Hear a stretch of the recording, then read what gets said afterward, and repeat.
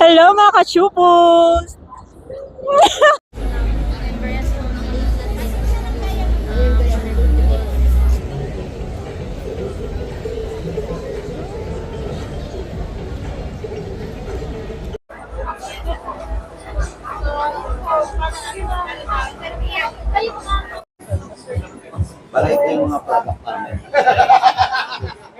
Hello mga ka-Shupals at day 2 ng Wusi at Wusas. At syempre kasama natin si Sir Jeff. Gandang hapon po sa inyo, maayong buntag. Mayong hapon na pala, mayong hapon na. And Sir Jeff, regarding po pala sa event na to, is ano pala yung booth nyo or yung ano nyo po, represent ngayon? Welcome kasi I volunteer my time pag wala ako sa showbiz. I volunteer my time sa rescue. So these are my friends na I collaborate with kapag may mga rescue operations kami. Like of course with Black Octopus, very obvious is the apparel and the gear and the equipment. So and the helmet. So it gives me that sense of confidence. So kapag pumapasok ako sa operation, hindi ako papalya with my gear and with my equipment. At the same time, I also partnered with NextTorch kasi syempre, lahat naman ng operations na nangyayari sa dilim. So, who else can provide the perfect light that I need kung hindi barkada rin, which is NextTorch. So, karamihan ng mga ini-endorse ko or the products that I collab with, I actually use during rescue operations. So, yun ang aking volunteer time. Then Sir, regarding po pala sa mga rescue sir, ano yung pinakamalalang disaster na experience nyo so far sir? Matagal na. Hindi pa ako official na responder. We went to Yolanda na.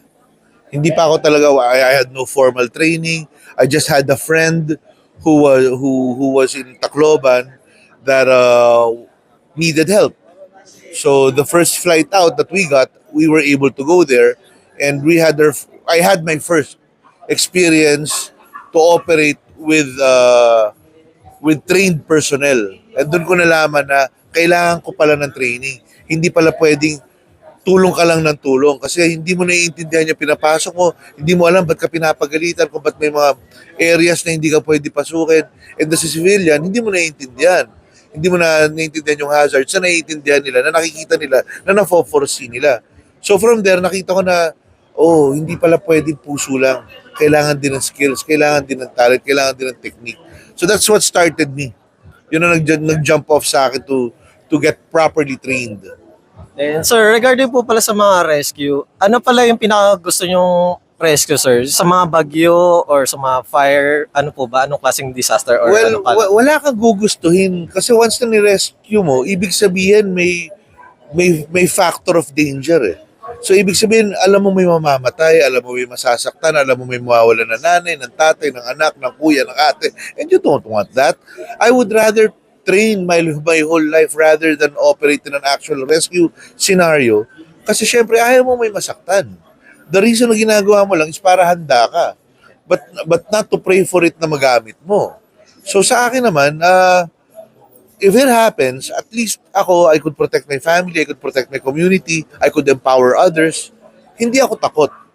Yung panic button ko, sarado, malayo sa akin. Hindi ako nagpapanik agad when disaster or a hazard comes. Hindi ako masyadong kabado. But to have a favorite, I will never have a favorite scenario. Ang magiging favorite scenario ko is training, not the disaster itself. And sir, regarding po pala sa mga rescue sir, syempre artista kayo, action star. Tapos nag-ano rin kayo as villain, sir, kalaban, kontrabida.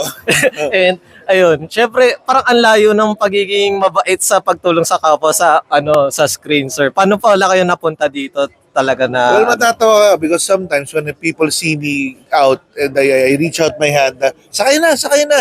Nagkakating saan?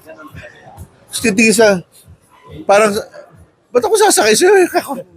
Kontrabida ka. So I have to break that.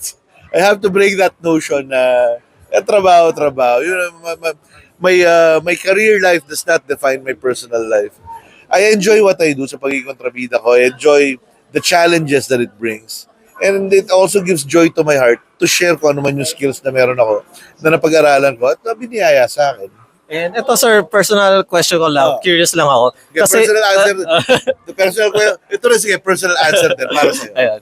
Sir, regarding po kay Judy Ann, Oh. kasi sa kanya puro mabait, inaapi, tapos kayo naman parang gustong-gusto niyo ng aapi. Parang bakit ang layo ng sir, ng sa field niyo po sa kanya po? O, alam mo na kung ba't akong nangaapi. Ibig sabihin, ginaganti ko yung kapatid ko. No, syempre magkaiba kami ng branches of acting. Hindi kami pwedeng magsabay sa isang area dahil magagawan kami. Syempre, kung bida siya, syempre dito ako sa walang kalaban, dito ako sa kontrabida. 'Di ba?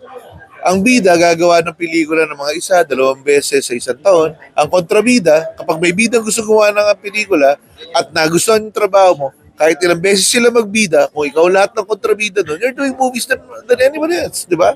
And sir, regarding po pala sa pinopromote nyo or in-endorse ngayon, saan pala located sila sir?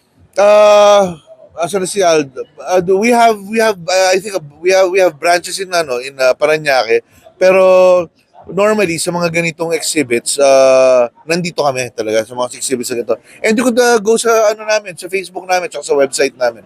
Black Octopus and Next Torch, nandun lang naman yan. And sir, Maraming sasagot na And Sir Jeff, any gusto nyong i-promote or i-plug sir? Of course, Sanggang Dikit, every 8:30 yan, pagkatapos ng show sa GMA na Sangre, and ano pa ba? Stay safe, stay dry, nagdadaanan ng mga bagyo ngayon.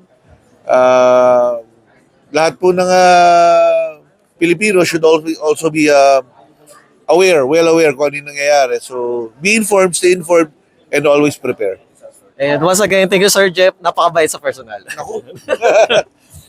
Papabayaran mo ko dito. Thank you sir.